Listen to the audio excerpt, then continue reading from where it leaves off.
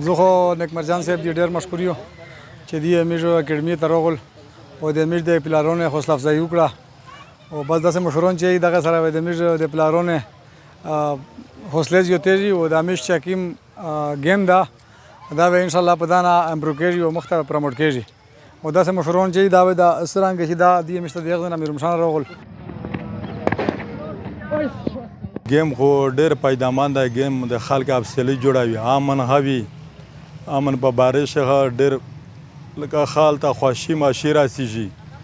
دا همیشه کوشش کوي انشاءالله چې دغه خلک سره په دغه تعاون وکړي او مخ شي بېغځي تعلیم د پوره همیشه کوشش کوي چې انشاءالله